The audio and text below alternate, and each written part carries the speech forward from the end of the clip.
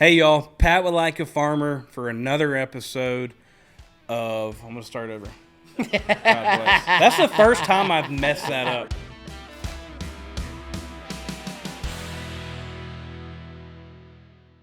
Hey y'all, Pat would like a farmer. Welcome back. I cannot be more excited to have who I actually get to call a friend now, who has brought Western to the great town of Nashville, Tennessee, and his name is Ian Munsick. Ian, thanks for coming on today. Thanks for having me, brother. It's an honor to be here, man. I've heard a lot about this, man, so it's cool to finally be in here with you. Thanks, I appreciate that, Yeah, man. dude. And this is fun. Like, I actually, I called and said, hey, I need Ian on the podcast. I mean, this is like, we're going to have a lot of fun today. I mean, we have been fortunate enough to get some great hangs prior to this interview, and we're going to have some fun today. So let's just start with what I mentioned. So you come into Nashville, and how long have you been in Nashville? I moved here 10 years ago, 10 and a half years ago. That's all, and went to school at? Went to school at Belmont for 2.5 years, and then stuck around, man. Absolutely. And Yeah. like I mentioned, you've brought Western to Nashville, and it's almost like you've brought a new genre to country music. And there's no other. I love listening to your music. I mean, White Buffalo, we're going to talk about it a little bit today. But, dude, that shit takes me to, like, a new stratosphere. I mean, Thank you, man. You turn on Ian Munsick, and it's like, you just get chills, man. You get happy. Like, Thank you. how does, explain what that means? Because it's not just me saying it. I mean, that's the thing. It's like, Ian's brought Western to this town. Like, what does that mean? Man, it's dude, it's the only way that I know how to play country music. You know, there's a lot of styles of country music, but growing up in Wyoming, it was all about that lifestyle, the Western way of life, the mountains, prairies, the earth, cowboys, cowgirls, horses, cows. That has always been what country has meant to me. So for me, it's just country music and it's just music. Yeah. But for people that have never been out there or experienced that, it's, oh my gosh, this is country and Western again. Correct. And yeah. that's, that hasn't been a thing in the last 50 years. Yeah, 50 years. I agree. So it's pretty cool to be able to help put it back on the map. Man. Yeah. Since the guy that's on your shirt. Yeah, man, exactly right. The dude. Ladue days. Yes, sir, man. The GOAT right here. Love that. So you talked about Wyoming, cowboys, cowgirls, growing up on the ranch. I mean, that's like a farmer, right? I mean, we started this show to not only celebrate the American farmer, but educate the American people. And when you go to every city every single night, you bring your roots with you. Yep. Like, hit on kind of growing up in Wyoming, rural America, hard work, grit. Yeah. I mean, that's what Wyoming's built of. Yeah, man. Like, hit on that a little bit. Dude, so I grew up on a 65-acre ranch. That's my dad purchased it when I was about 5 years old. Prior, I grew up on a couple 1,000-acre Angus ranch, about an hour away from where our ranch is now. But my dad got tired of working for other people, and he always wanted to buy his own land with my mom. So, man, that's still where I call home, even though Nashville's home. It's hard to take Wyoming out of me, man, just because it has a profound impact on who I am. Yep. And, man, growing up on a ranch, I think that the number one thing that I took away from that is hard work. That's it, man. Great. That's it. Like, I will outwork whoever I have to get the job done and to see my dream become a reality in this town, man. And man, hard work is an asset that you can apply to anything in life, and that's the greatest blessing that the ranch gave to me. And I learned it from my parents, my two older brothers who are still cowboys out in Wyoming, man. And then I go home and it's like, man, you guys, they bust their ass all day, every day, man. Yep. And I'm lucky enough to bust my ass in a different way that's not so much physical, Yep, but exactly. mental, and trying to get my brand of country music out to the masses. Yeah. We've had a few guests on, Josh Allen being one of them, and Wyoming. Yeah, shout out J17.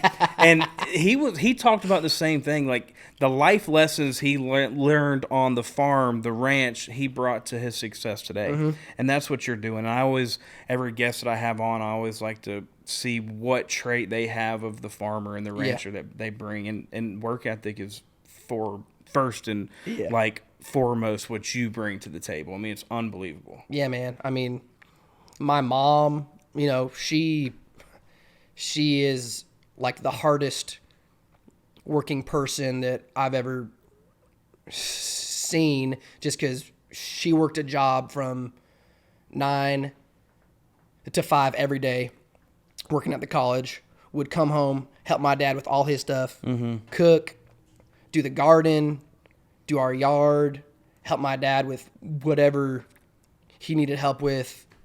So there's nobody that isn't working their ass off on the ranch. It's a family. Yeah, ordeal. man. I mean, you can't do it alone, but you also, if you don't to get the job done, it's not going to get done. It's not going to get done. Nobody's going to go behind you. So you have to do it. Yeah. Yeah, man.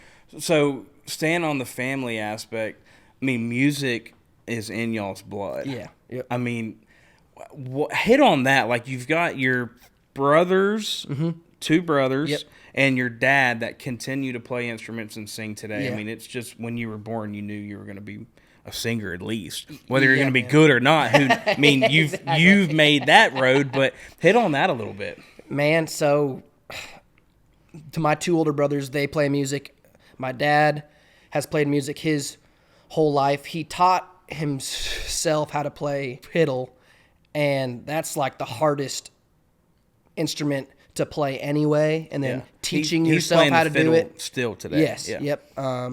Man, he's just, that all goes back to the kind of Western ranching way of life, is that he worked his ass off to learn how to play that instrument, and my 2 older brothers, they write their own tunes. They still play their own tunes with their own bands out there, kind of like in the Rocky Mountain region. And so I really didn't have a choice growing up. I knew that I was going to play music from when I was about 4 years old, taking piano, and then by the time I was about 10 years old, we played together in our family called the Munsick Boys. Okay. So love that. We would play rodeos, weddings, private stuff, just kind of all around the Rocky Mountain region up until I was about 18. And so you were 10 when you started doing that? 10 when I started, yeah, man. And our first show was in Story, Wyoming, at a restaurant called the Wagon Box. And I was pretty terrible, I'm sure, having a 10-year-old on stage can't be that good. But I remember my dad handed me a 20. It was like, here's your share, son. I was like, oh my gosh, we get paid to do that? Yeah. This is amazing. This is what I want to do for the rest of my life. So I kind of knew, man. And then when I was 18, I moved here. To Nashville, went to Belmont. When did you think or sit there and say, hey, I'm going to explore actually being a singer, country artist? Man, so is there a pivotal time in your life that you're like, hey, I'm gonna at least try this thing out? Yeah, dude. I would say I put out a tune called Horses Are Faster right before I moved here. And to my dad had a... Horses Are Faster was when you were 18? I wrote it when I was 18, recorded it right after that. Yep. But my dad had a studio in our house. It was like a room, just kind of like this room, But I was always down there kind of exploring and, messing around. So I recorded it, not really to knowing what I was doing or anything like that. And then that was back in the days where YouTube was really the only way to get anything. Stuff out there, So I put it up on YouTube. You kind of seemed that you would peg me as like a guy that would just be walking around the street with the USB. Oh, dude, yeah. Just like, hey, check out my next album. Oh, yeah, dude. Yes, absolutely. Okay. But, man, I threw it up on YouTube and moved here. And then a few years later, it just kind of started to grow legs organically in Wyoming and Montana. So I knew that I had at least a small thing that was my own, and that people liked, So that's kind of when I knew I was like, hey man, I could try this thing. But at the time, I was just playing bass in town for other artists as a hired gun, because my dad told me that if I learned how to play the bass and do harmonies, that I would never go hungry in Nashville.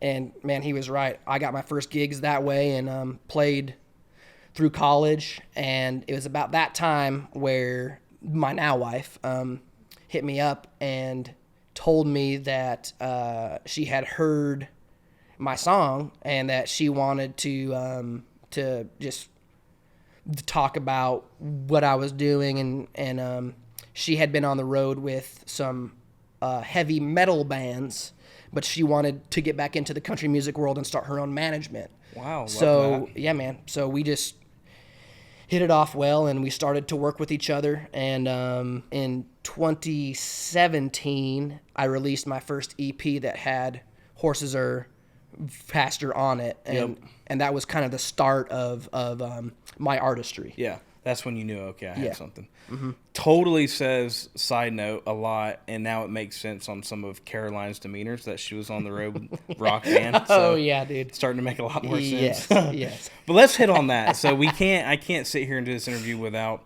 talking about that relationship, because it's such a cool, unique relationship with you and Caroline. And y'all met at Belmont, and she co-manages you with Alan and Irv and that crew. Yep. How do you... Because you do such a great job of it. You are great parents to Crawford. I've been lucky enough to see that firsthand. Like, when you think about work-life balance, which is so important, and you're in Carolina's professional and personal relationship, how does that work? How's that been? Man, it's I feel like we figure it out every day at a time, man, because every day is a new day. There's always new obstacles. She has the calls with our label, publicist, agents, every day, all day, so she has a full-time job, like all day, every day, and me, man, like, I'll write a day, I'll be in the studio a day, I'll be in Florida one day and New York the next day, so our lives are always changing, but that's why we love it, man, is because no day is like the last one. Yeah. But when Crawford, our 3-year-old, man, that's how we turn off work, is now we're with him, and that's the most grounding thing, is because we do that for him so that he'll hopefully have a easier life. Is he going to be a singer one day? I mean? I think so, yeah. He's got to be in music, dude, right? He has the guitar out every day, loves to sing his Jesus Loves Me and stuff like that every single night. That. Even in his bed when he's alone, he'll just be screaming those lyrics out. It's wild. But, man, he's really how we turn off work and prioritize our home life. Yeah. And I feel like from that aspect, you get a lot of your songs from there too. I mean, a lot of the songs that you write and that you put out are very family based, and man, they've been unbelievable. I want to hit on one song that kind of shot through the country music world not too long ago with Kojo, and that was "Long Live Cowgirls." I mean, where'd that come from? How'd that come about? Man, so I was writing on Zoom in 2020 during the pandemic, and my co-writer actually had that idea, and I was like, oh dude, yeah, I'm in, let's write it. I always love to write about stuff that I know and that I've experienced. Correct. Because it's easier for me to go there, and I think that country music audience, they know when someone is not being authentic. Yeah. So I always try and do that, man. And I love that, and I wanna hit on that, so we make sure we do. Yeah. Yeah. There is a thing of fake country in town, and that's just every genre, right? Absolutely. And I've watched multiple interviews, and it's so funny. Like, I think it was the Luke Bryan interview where he can take somebody out on his ranch in the first 5 minutes. He knows if they're real country or not. You're the total opposite. I mean, you're bringing your country roots and your life lessons that you learned on the ranch, and you're turning that into music. Like, how do you feel about the whole fake country thing now? Man, personally, I'm extremely picky about what music I listen to. Yeah. And honestly, there's only a few country artists that I really love, man. Otherwise, I'll go to like hip hop and classical music and rock music. Love that. Just because it's just, I don't have to like think about it from a creative standpoint. Yeah. You know what I mean? You just want to listen to music. Yeah, man. Yeah, Who are I just your love top music. 3 artists right now? It don't have to be country, Right now? just anything. Yeah.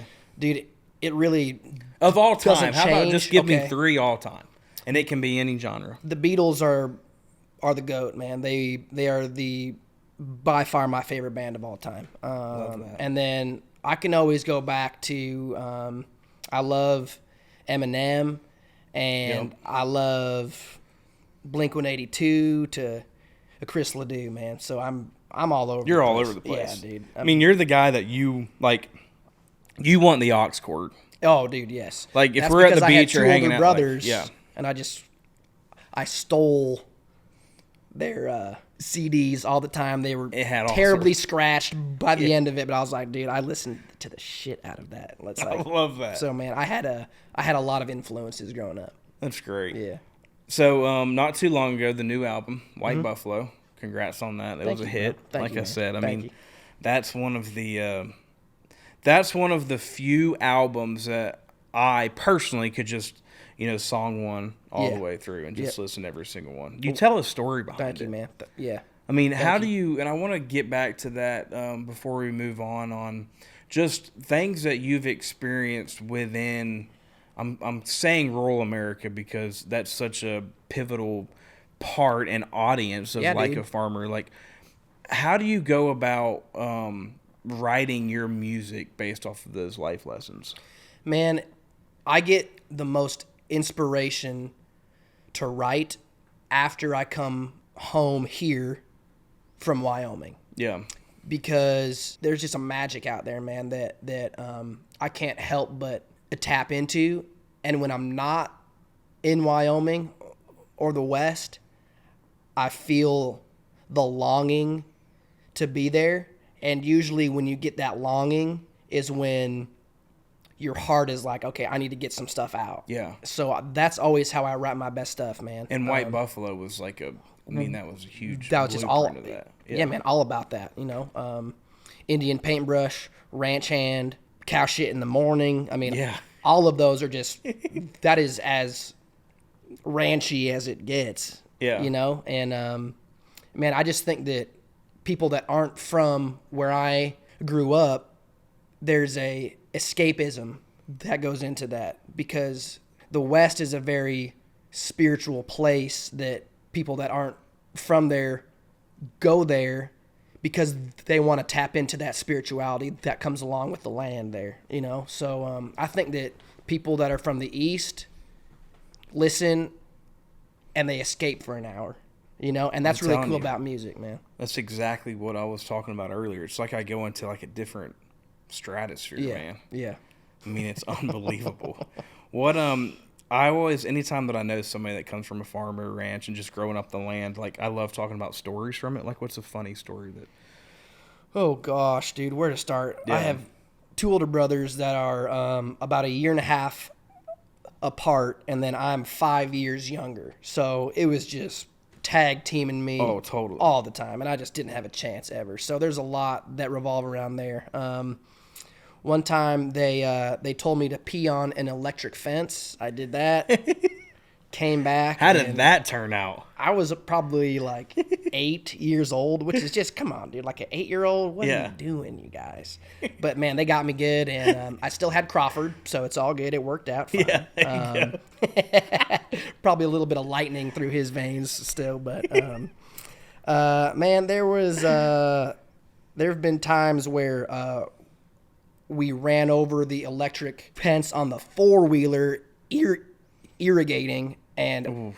I remember the tires, for whatever reason, didn't like stop the current. Yeah. So it was just like, and I could not like let go. Yeah. And I don't know how that works, because I thought that rubber was supposed to like make that not a. That's what they teach in happen. school. Yeah. So there's that. Man, we have a lot of animals out there. So we have had emus out there, which is cool because my mom loves those kind of exotic birds. And we had some geese too, and these geese were fucking mean, dude. Super mean. And my brothers locked me outside. They were like heavy duty, like water guns. That could go like a mile. You know what I mean? And they would just harass these geese and lock me outside, and they would just like attack the shit out of me, and they'd just be squirting them. Are you kidding me? Just really wow, I need really to try making that them back mad. home. And, yeah, dude. And then we had a tree house. They would hang out in the tree house with paintball guns and pellet guns, and then just wait for me to come Pop outside. Just pop, pop, pop, pop, pop, pop, pop. Just never ending stories great. like that. Yeah. I want to talk about adversity a little bit. And that's one of the subjects that we talk a lot about on Like a Farmer. I mean, you think about adversity day in and day out that the farmer has to face, and they have to get the job done. No matter what, no matter whether it's a weather disaster or labor issues or any type of politic decisions that make that could affect their operation. They just have to. I mean, we have to eat. We have to have clothes.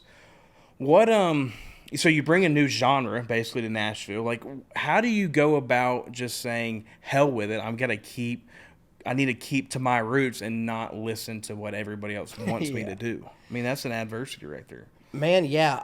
I think especially, in the beginning, it was harder because it was not a thing here, dude. Yep. Like, it was redneck or bro country. Correct. There was nothing really else. Is that what you're calling, like, pop country? Yeah, sure. Like just the stuff that's on the radio that doesn't feel like you're in the country when you're listening. Yep. You know what I mean? But that's all really that was here, man. So in the beginning, it was harder. And then when I put out Coyote Cry in 2021, great song.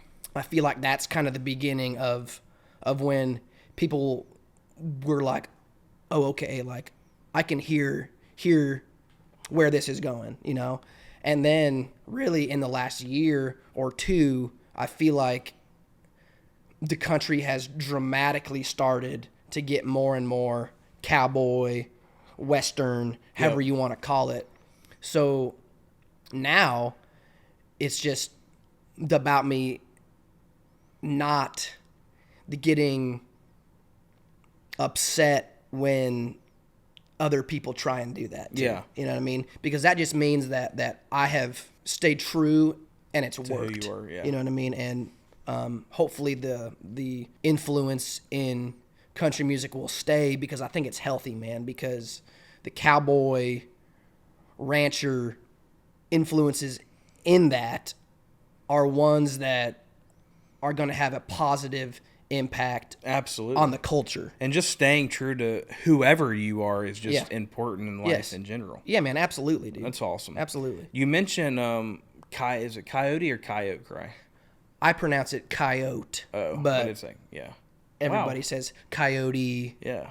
If they're not from where I'm from, but yeah. Wow, that's something new. Yeah. The Coyote Cry, like what you do in your songs, like you know what I'm talking about? How do you do that? I don't know what you're talking about. Can you give me a demonstration? I can. I actually have been practicing my Coyote Cry for this. Does that just come natural, or do you practice that? Man, that comes pretty natural. That's I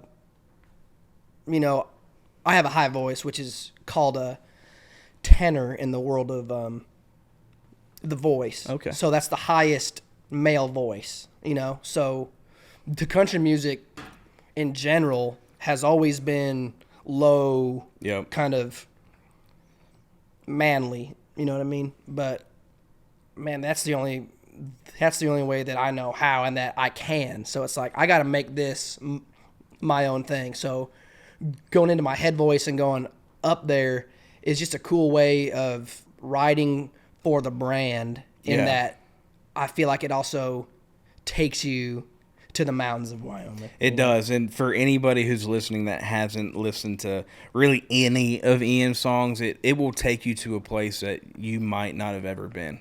I mean, it's unbelievable. Thank you, man. We were in Dismal River in Nebraska, and like you've got the moon and like those types of songs. I mean, it takes you. Yeah, dude. It's unbelievable. Yeah, man.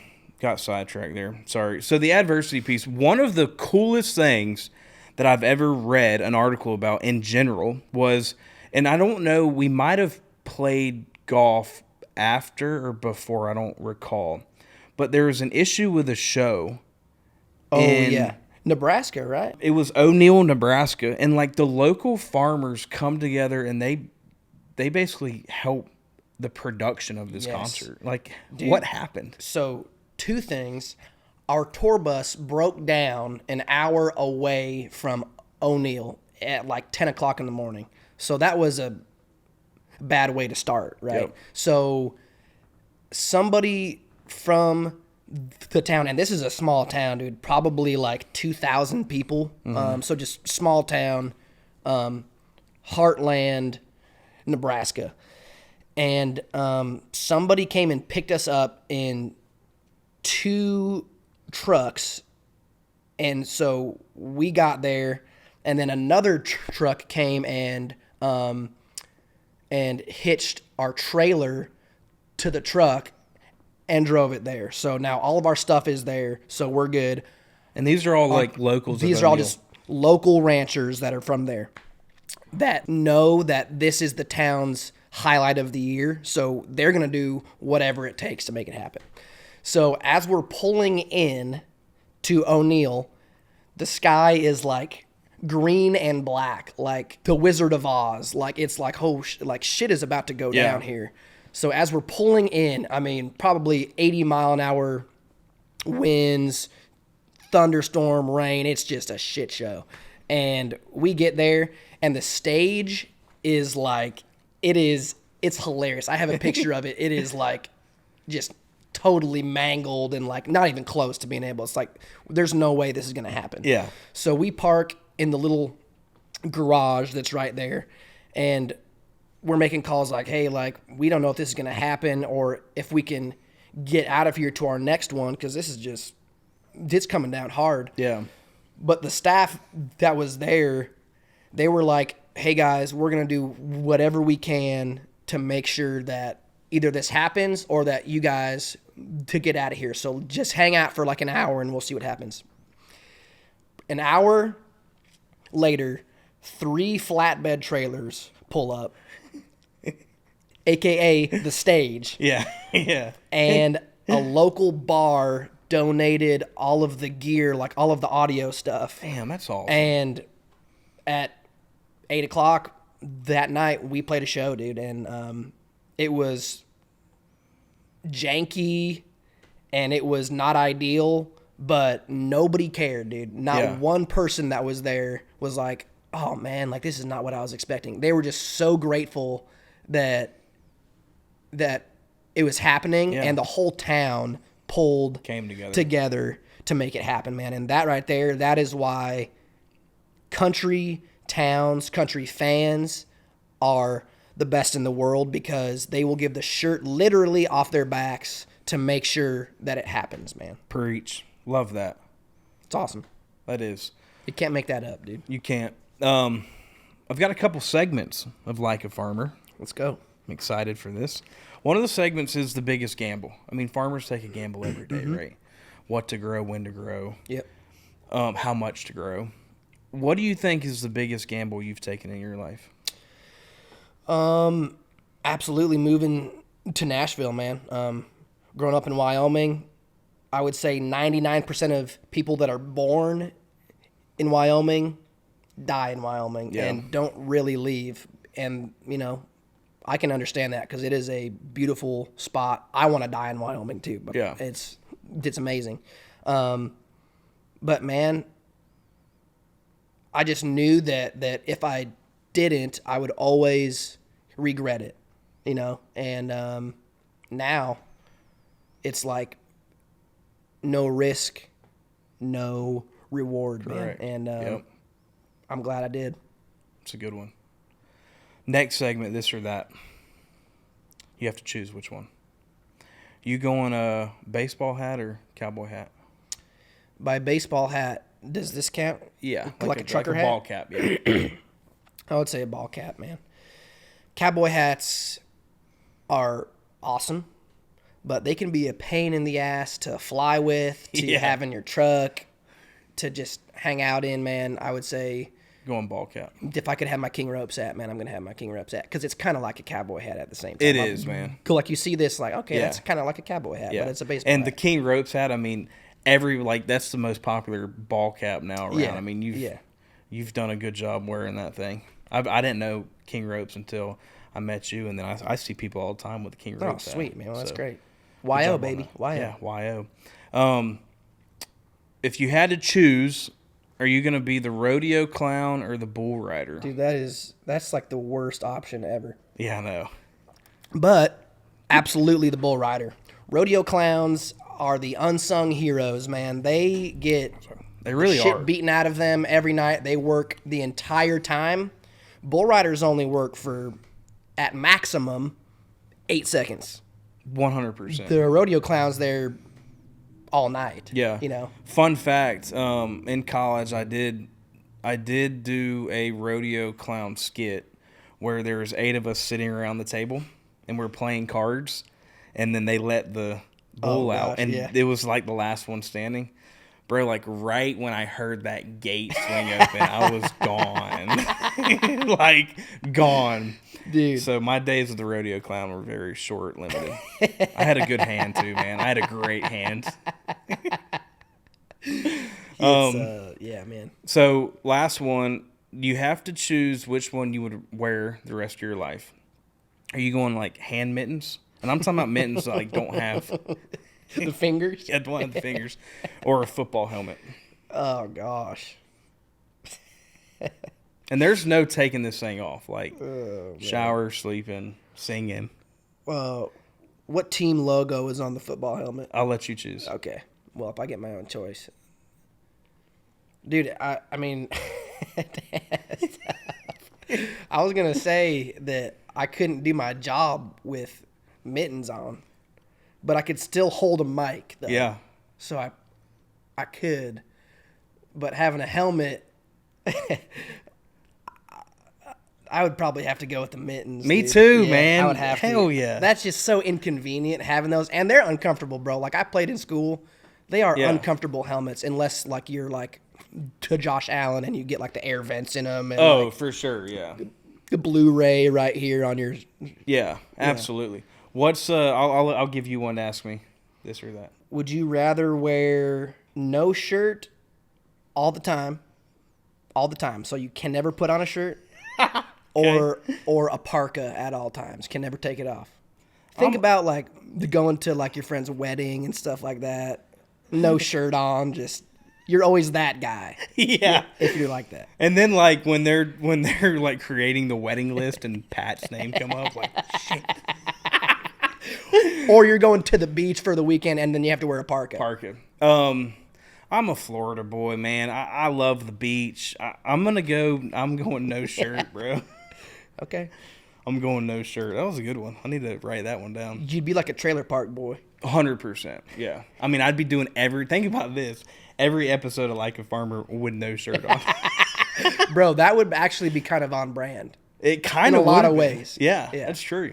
Might get some views on that. What's next, man? What's next for Ian Munsick?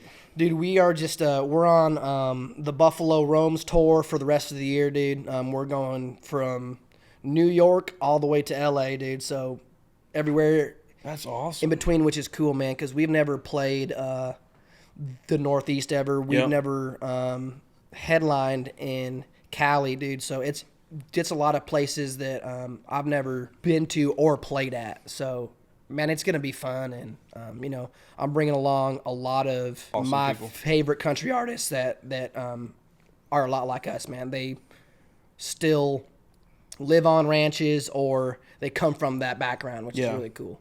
That is. I mean, you, like yourself, you like to kind of choose talent to bring on the road that have experienced what they're singing about. Yes. I respect that about you.